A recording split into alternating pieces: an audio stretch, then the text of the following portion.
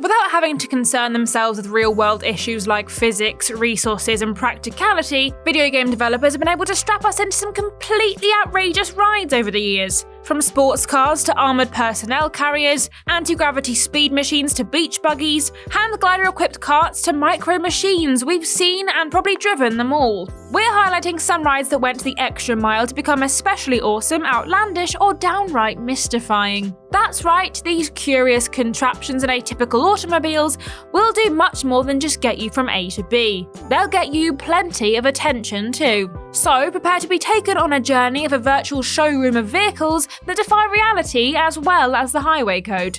Oh, and we're not including things like tanks, boats, and flying machines on this list. They're distinct enough that they could star in their own videos one day. Having said that, a couple of entries do blur the lines, but hopefully you'll be too busy gawping at this bizarre procession of marvellous motors to notice. I'm office-designated driver Ashton from Triple Jump, and here are 10 of the weirdest vehicles in video games. Number 10, the Deuce, Brutal Legend. In real life, a hot rod is a car, typically of American origin, that has been heavily modified or completely rebuilt to maximise speed or acceleration. Always loud, usually sporting flame decals, and often with an exposed, oversized engine. These mean machines are sure to catch the eye as they thunder past, leaving exhaust fumes and awed onlookers in their wake. What better vehicle then for a hero of the most metal story ever told in gaming? Eddie Riggs, the star of 2009's Brutal Legend, is the proud owner of the Deuce. Also known as the Druid Plow, this vehicle is more than just a hot rod. It is the very concept of heavy metal forged into vehicular form. Constructed using the metal flesh of the hard rock deity known as Ormagodon, and summoned by playing a finger-blistering guitar solo. Not only can this metallic beast tear up the landscapes of Brutal Legend with its speed and power, but it can also blow it to pieces with missiles, machine guns, mine droppers, and more. The most important add-on of all, though, is the Mouth of Metal. This hallowed contraption allows the Deuce's driver to fully experience the glory of metal, as intended by the metal gods themselves. By that, I mean it plays music. Metal music. Really, really loudly. Number 9, the Drive Girls. Drive Girls.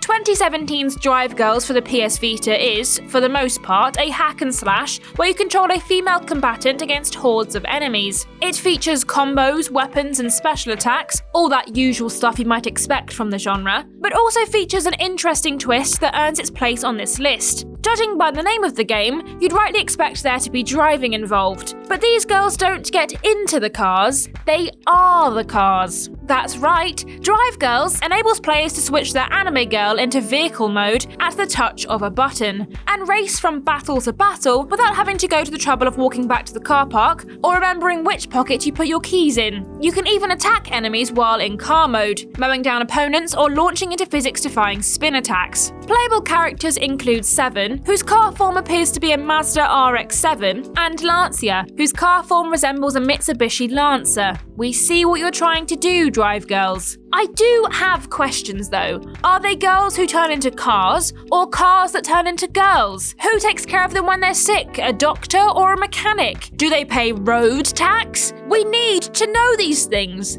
Number 8, Axel, Twisted Metal. The Twisted Metal franchise is home to a whole fleet of wild rides. The venerable vehicular combat series has been tearing up the track since its inception in 1995, and features many iconic and disturbing driver and vehicle combinations. For now though, we're looking at a set of wheels that is little more than just that. Wheels, and its name is Axel. This bare-bones ride consists of 2 enormous wheels and not a lot else, with the driver, who is also called Axel, acting as the axle. In order to ensure that Axel's role as Axel's axle is feasible, he has metal arms and feet grafted onto his body, truly making him one with the machine. How did Axel, the character not the car, end up fused into this careening instrument of destruction? Well, he was apparently attached to some kind of cruel punishment by his sadistic father. He finally tears himself free, but this doesn't work out as he'd hoped. He finds that being permanently strapped to a pair of wheels is something that he's grown quite used to, and tracks down a doctor who can surgically reattach them. Honestly, I'm not entirely sure of Axel's motivations to reattach himself to his vehicle. I guess he just really missed it.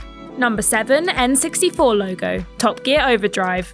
Top Gear Overdrive, unrelated to the hit British TV show Top Gear, was released for the Nintendo 64 in 1998. This 3D road racer offered some slightly more down-to-earth motorsport action on a console that was far more famous for its mascot kart races, futuristic anti-gravity driving, and water-based racing. That's not to say that Top Gear Overdrive was all sensible and straight-laced though, instead rewarding a breakneck racing style with little to no regard for environmental hazards like snow, rocks, and cliff faces. Best not to drive like this in real life. The real world has far more accurate physics and damage modelling. Anyway, aside from all that seat-of-your-pants racing, Top Gear Overdrive also possesses a handful of zany bonus vehicles. There's the Taco Car, with its cute little tomato slice wheels, and the classic hot dog wiener car also makes an appearance. We had to go for the motorized Nintendo 64 logo though. For this bizarre take on an automobile, they'd simply took the 3D repeating N logo from the console's starting screen and stuck some wheels on it. Yes, this thing definitely qualifies as a weird vehicle. The wheels aren't attached, there doesn't appear to be an engine in sight, and N has got to be one of the least aerodynamic letters in the alphabet. Absolute madness. Number 6. Sofa Wreckfest. Many motor vehicles are built for comfort. Such luxurious automobiles provide a home away from home, with heated seats, air conditioning, soothing sound systems, and other such marvels of modern engineering that makes getting from A to B as comfortable as stretching out on the sofa. The developers of 2018's Wreckfest went one step further than that, presenting the player with a car that's literally just a sofa on wheels, albeit with a pair of intimidating exhausts poking out like metallic horns. This would be strange enough if Wreckfest was just your standard racing game. But if you hadn't guessed from the title, Wreckfest is a racing game that specialises in destruction. While driving a sofa around the virtual tracks and arenas of Wreckfest is relatable in a way, considering that most of us play our racing games while sitting on one, the juxtaposition of comfy and tastefully upholstered furniture with the metal-on-metal mayhem that is Demolition Derby racing is quite something to behold. Then, when the sofa-on-sofa violence isn't quite mad enough, why not bring a plough-equipped battle bus into the fray and really watch those couch jockeys fly? Honestly, if you're going to turn a sofa into a vehicle, adding seatbelts wouldn't have been a bad idea. Safety first and all that. Number 5. Da Vinci's Tank, Assassin's Creed Brotherhood.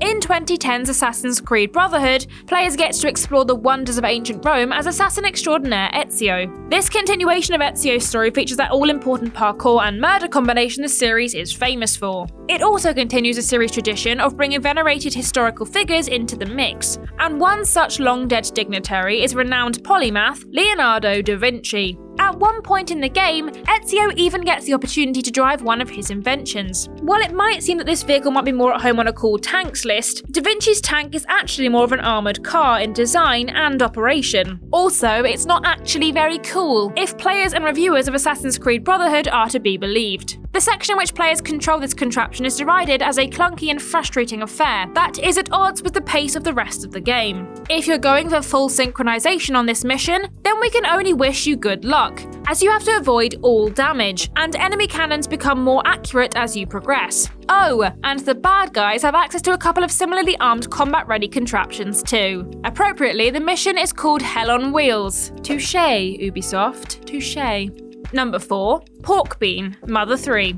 2006 Game Boy Advance RPG Mother 3 is always a good shout for a bit of video game weirdness. It showed up on our outrageous mounts list a while ago with its rideable coffee tables, and here it is again with the Pork Bean. What is a pork bean, you ask? Well, it's a floating bean with a fin and a little piggy nose. Wasn't that obvious? This hovercraft-like vehicle is used by protagonist Lucas and his companions in Chapter 5, where it is ridden around the expansive highway area. Travelling at many times the character's running speed and capable of smashing through enemies with ease, this vehicle is quite the boon for the party, making traversing the world and dealing with encounters a cinch. It's a shame, then, that the original pork bean ends up crashing by slipping on a banana. No, I don't understand how a hovercraft slips on a banana either, and seemingly neither does the game, as it happens off screen. Still, a replacement pork bean is just around the corner. The party can eventually get its hands on a Mr. Saturn pork bean too. This pork bean model has a larger protruding nose and a single hair with a bow on it, because, well, why the heck not at this point, really?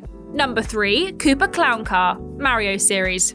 It's strange that as a community, we gamers seem to have just accepted that one of the industry's most infamous villains rides around in what amounts to be a cute little ball with a clown's face on it. Shouldn't Bowser have something a bit more, intimidating? Despite being a flying contraption, this vehicle is most commonly known as the Koopa Clown car, and first appeared in 1990's Super Mario World for the SNES. First a glimpse in the background of the Valley of Bowser map screen. This Koopa Clown car initially has a slightly intimidating vibe, showing up as a grinning silhouette when lightning illuminates the sky. It's not long before it's revealed to be a cheery little bubble copter with a happy little face. And then all sense of menace has gone. This strange but iconic vehicle reappears throughout Bowser's history, and finally becomes an actual car in the more recent Mario Kart games. It's definitely recognisable, and I suppose its ability to change expression gives it a bit of a sinister vibe, but still, you'd think King Koopa himself would want to ride around in a monster truck or something. Hey Bowser, how about this turtle tenderizer from Teenage Mutant Ninja Turtles Shredder's Revenge? Look, it's even got a shell. Seems tailor-made, really. Number 2, Iris, Loco Cycle. You know those light cycles from Tron? They were pretty cool, right? Now imagine if they had a mind of their own and violent intentions. That's basically what you've got with Iris, the vehicular star of Twisted Pixel Studios' 2013 racing game Loco Cycle. Not only is Iris a cool, futuristic-looking motorcycle with neat glowy bits, but she also has a personality of her own, can travel at nearly 200 miles per hour, and possesses a cloaking mode. Oh, and she's a trained assassin. Probably should have mentioned that bit a bit earlier, eh? It's quite important. However, it soon becomes clear that Iris isn't happy with her lot in life. She breaks away from her creators to attend a motorcycle rally, and is pursued by the military and another weapons-grade AI motorcycle named Spike. Needless to say, many high-speed chases and vehicular combat scenes ensue. In the footage, you may have noticed there's something hanging off Iris's back wheel. This is Pablo, her hapless mechanic, who is a literal and unwilling hanger-on for the entire game. Iris even goes so far as to use him as a weapon. Not cool, Iris. Humans are people too, you know. And number 1, Log, Need for Speed 2. Need for Speed 2 hails from a time when the Titanic franchise was just another racing game, rather than a series of fast and furious tales about edgy, slick-driving protagonists living outside of the law. The second game in the series does make a few additions to the formula, including the ability to tweak performance by adjusting tyres, gear ratios, and other such technical things that car enthusiasts like to talk about in their garages. The game features various real-world high-end rides for players to drive around in, including the McLaren F1 and the Ferrari F40, but also had a couple of slightly bonkers unlockables too. We can't not mention the hilariously stiff T-Rex car, but we have to give it to the Log. I mean, look at it. It's literally a log. The type you might see being hauled around on the back of truck trailers, except the developers did away with the truck and the trailer and pretty much everything else and literally just stuck wheels on a log. I know some of the other wacky rides on this list are maybe more deserving of the top spot, but when it came down to it, we just couldn't resist putting a long bit of wood in pole position. Yeah, I'll see myself out.